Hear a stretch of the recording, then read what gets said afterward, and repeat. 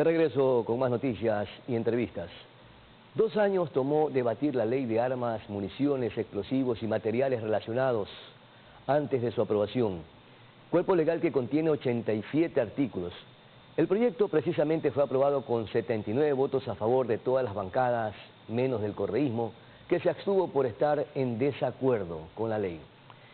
Sobre este tema estaremos conversando con Inés Alarcón, asambleísta de ADN, a quien le damos la cordial bienvenida.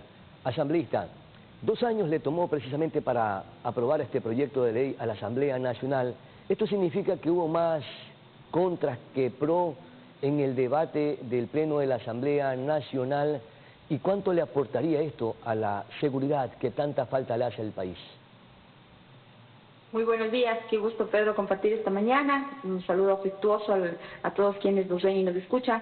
Sí, en efecto, es una ley que está ingresada hace 2 años en esta nueva administración de la Comisión de Seguridad que me honro presidir. La hemos trabajado con la premura necesaria. Ahora ya es parte de una ley que se encuentra en el Ejecutivo. Estamos esperando que el presidente, en su rol de colegislador, a su vez envíe algún veto parcial o ya pase directamente al registro oficial. Este proyecto de ley en el Pleno de la Asamblea Nacional fue apoyado por Construye, Partido Social Cristiano, Pachacutic, ADN e Independientes. Los únicos que se opusieron a este proyecto de ley fueron los señores de la Revolución Ciudadana, con una sola razón para hacerlo, que no tenían los requisitos claros para hacerlo, no sabían cuáles son. Ahí pedí un punto de información y les indiqué que en el artículo 57 los puntos están detallados uno a uno. Claro. Porque justamente hemos buscado la rigurosidad en cada uno de estos requisitos para el porte y tenencia de armas.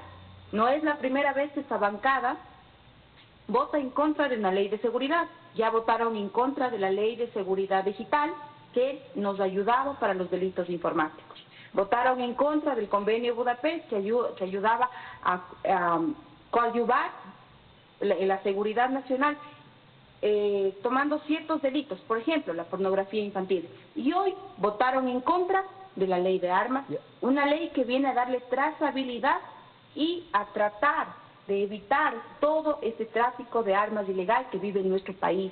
También el tráfico ilegal de explosivos y municiones, que gracias a eso hoy la minería ilegal es el segundo ingreso más fuerte de los grupos de delincuencia organizada. Nosotros como Comisión de Seguridad hemos presentado 5 leyes en estos 7 meses, de los cuales a 3 se han opuesto los señores de la Revolución Ciudadana. Pero en el caso puntual de esta ley, asambleísta, ¿no cree que pudieran tener razón? Porque inclusive hay expertos que sostienen que esta ley pudiera generar inclusive más violencia. El hecho que el ciudadano porte armas o tenga armas o la población esté armada es sinónimo de enfrentamiento y probablemente pudiera agudizar el problema. No, en efecto nosotros lo que estamos buscando es que estén claras las reglas, ¿no? Hablando del porte y tenencia, dejando de lado la trazabilidad de los explosivos y municiones, dejando de lado que esta ley también habla de cooperación internacional para evitar el tráfico de armas, dejando de lado que lo que estamos buscando en esta ley es también actualizar todos los sistemas fronterizos, aduaneros por donde están ingresando este tráfico ilegal de armas. Centrándonos únicamente en el porte y la tenencia, recordemos que esta es una ley de 1980, han pasado 44 años. El Ecuador de 1980 no es igual al del 2024, ni siquiera en la década pasada somos iguales a lo que hoy estamos viviendo en nuestro país. En ese tiempo usted podía tener tenencia de armas, cualquier persona. Vino el presidente Correa y dijo nadie puede tener armas y se destruyen las empresas de armas, los negocios de armas. En este país no existen más armas. Vino el señor Guillermo Lasso, puso un decreto para la tenencia de armas, para el porte de armas, pero sin requisitos. Los señores que viven en las zonas en donde las camaroneras, los agropecuarios, ellos, la Policía Nacional no llega allá. Hay que ser sinceros y hay que conectarse con lo que vive el país. Y si ellos tenían un arma y querían salir a defenderse de estos piratas que a veces les llegan a extorsionar y todo, ellos se iban presos porque no tenían los requisitos, porque no cumplían con los requisitos para tener las armas. ¿Cuáles eran los requisitos? Claro, exactamente. ¿Cuáles son los requisitos actuales que han incorporado que tienen que ser necesariamente rigurosos? Porque el hecho de que se haya aprobado una ley de porte y tenencia de armas no significa que todos los ecuatorianos van a portar armas, porque hay un filtro y hay requisitos que tienen que cumplirse y quizás no todos los van a cumplir. Y tampoco tienen Correcto. toda la capacidad económica para comprarse un arma. Correcto, o sea, existen varios puntos para que una persona tenga el porte y la tenencia. Hablemos y comencemos inicialmente por eso, que es un tema importantísimo, que el porte de armas es de carácter nominal e intransferible. Eso quiere decir que si usted tiene el porte y tenencia, usted no le puede prestar a alguien. Y si en caso alguien cogiese su arma y la utilizara de mala manera, el responsable es usted. Por eso es de carácter nominal e intransferible. Cumplir al menos 25 años, certificado psicológico y certificado psiquiátrico. Un psicólogo no hace lo mismo que hace un psiquiatra. Puede que una persona sea una psicópata, no lo va a determinar un psicólogo. Por eso es importante que cumpla estos dos aspectos. También es importante el certificado de destreza y manejo del uso del arma emitido por el Ministerio de Defensa. No quiere decir que yo no sé manejar armas, mañana voy a una tienda y lo compro. No, para comprar un arma yo ya debía haber pasado un curso en el Ministerio de Defensa o con los calificados por el Ministerio de Defensa para yo saber utilizar el arma. Necesita también no tener sentencia ejecutoriada condenatoria por cualquier delito. Por cualquier delito no puede tener un arma, pero sobre todo no registrar antecedentes de violencia contra la mujer o miembros del núcleo familiar.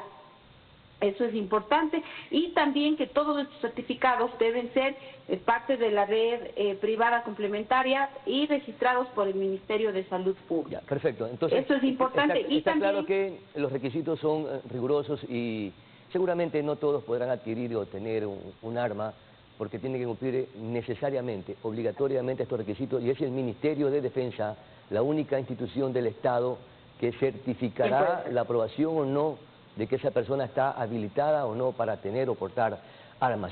Pero, ¿quién o quiénes nos van a vender las armas para uso ciudadano? Porque eso tiene una arista totalmente diferente a la venta de armamentos para naciones o para países.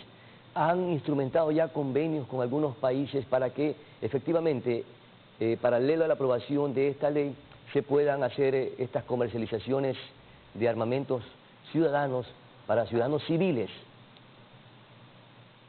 Bueno, de hecho, ahí hay una parte importante que nosotros hemos determinado, que nosotros hacemos únicamente la importación de armas, pero traemos cualquier arma. Por ejemplo, en Turquía, lo que para ellos es artesanal, que lo arman en casas, que lo arman en lugares clandestinos, nosotros estamos comprando eso.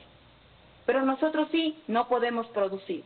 Entonces nosotros hemos puesto rigurosidad en los requisitos de qué armas van a ingresar a nuestro país, bajo qué parámetros. Porque de eso depende el tema de la trazabilidad, del origen del arma. Correcto. Para que sea identificada en el momento de que un arma sea utilizada para algún crimen, para delinquir. Homicidio. Exactamente. Entonces, ¿qué parámetros ustedes han establecido precisamente en este orden de trazabilidad? Bueno, existen, una vez que una arma es enviada a nuestro país, el cargamento, la importación que se han ingresado a nuestro país, nosotros hemos puesto que estas armas deben ser señaladas para que el Ministerio de Defensa, a través del Comando Conjunto de Fuerzas Armadas, tenga identificadamente, les identifique a cada una para que sepamos a quién la importó y qué va a hacer esa persona que importó las armas, a quién se la van a vender. Porque, por ejemplo, le voy a poner un caso exclusivo en las municiones y explosivos. Yo tengo la autorización para importar explosivos o para ser distribuidor de explosivos. La tengo, compro 1000 explosivos. ¿Qué pasó? Un caso en Ponce Enríquez, que yo tenía la autorización para comprar y compré 1000, pero vino un GDO y me obligó para que le venda 500. Y todos los meses, yo compro 1000 explosivos, 500 le envío al GDO, 500 me quedo yo, 500 darle. ¿Por qué? Porque no había esa trazabilidad de qué está pasando con esos explosivos. ¿A quién usted como distribuidor, a quién usted se le está vendiendo? Y eso, por ejemplo, tuvimos un pequeño conflicto en mesa porque decían, usted cuando compra un celular, usted se lo lleva y usted ve qué hace en su casa. Pero hoy no es lo mismo hablar de un celular, de zapatos, ropa, que hablar de explosivos, que hablar de armas. Por eso es necesario saber qué pasa después con el consumidor final que tiene estos productos en sus manos. ¿Y cuál va a ser el mecanismo de control para identificar qué armas son de origen lícito e ilícito en el momento que ya entre en práctica o en vigencia en su totalidad este proyecto de ley o esta ley aprobada por la Asamblea Nacional? Bueno, primero, todas las armas que ingresan a nuestro país, antes de que el importador o el distribuidor las tenga para la venta en general, nosotros estamos pidiendo que haya una revisión antes de estas armas y que haya un señalamiento de las mismas. Eso en primera instancia. ¿Revisión por parte de quién? ¿Revisión por parte de quién? Del Comando ¿Del Conjunto Ministerio de Fuerzas Armadas. Ya, del comando. Del Perfecto. ¿Y Ministerio posteriormente? Ellos harán la revisión constante de cuáles son las armas que están ingresando a nuestro país de parte de importadores o de distribuidores. Una vez que sucede eso, ellos tendrán que señalar, los distribuidores tendrán que indicar a quién les están vendiendo esas armas para que comience la trazabilidad. Por ejemplo, Juan Pepito compra 1000 armas del distribuidor. Le vendí a la señora Inés Alarcón 500 armas. La señora Inés Alarcón tiene la obligación de decir a quién vendió esas 500 armas. Esas 500 armas, de acuerdo a los clientes que las hayan vendido, esa información debe ser alimentada al Comando Conjunto de Fuerzas Armadas, para que no se desvíe ni haya ese tráfico de armas que también se da en compras legales. Claro. Y se dice que se va a implementar un sistema informático de control de armas para obligar al Comando Conjunto de las Fuerzas Armadas a entregar la información. ¿Cómo se va a instrumentar este sistema? Justamente para ello es de este sistema, ¿no? Para que pueda alimentarse de base a quiénes son los consumidores. Pero hay que implementarse el sistema. ¿Cómo lo van a hacer? No se va a implementar, no crea gasto público esta ley, lo que hace es la actualización de los sistemas que ya existen. Hay sistemas caducos que en estas mesas técnicas en donde hemos revisado minuciosamente, porque la parte tecnológica también es importante, hay sistemas que ya están caducos, lo que se va a hacer actualizaciones, más no implementaciones, porque lo que menos queremos es seguir generando gastos. Lo que vamos a hacer es actualizar los sistemas para que podamos alimentar de más información, porque mientras más pueda controlarlo, mientras más información tenga, es más fácil darle una trazabilidad para saber, por ejemplo, por dónde están ingresando estas armas. Porque, ¿qué está pasando ahorita en nuestro país?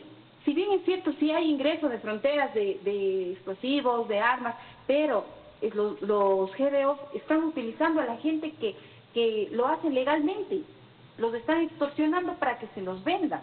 Claro. Entonces, no hay denuncia, no se conoce y todo está pasando, sí es que ha de ser ilegal, es que está pasando ilegal. No, y están utilizando a quienes hacen las cosas bien porque los están extorsionando, porque les están obligando a venderles productos que ingresan de manera legal y así no dejan huella por ningún lado.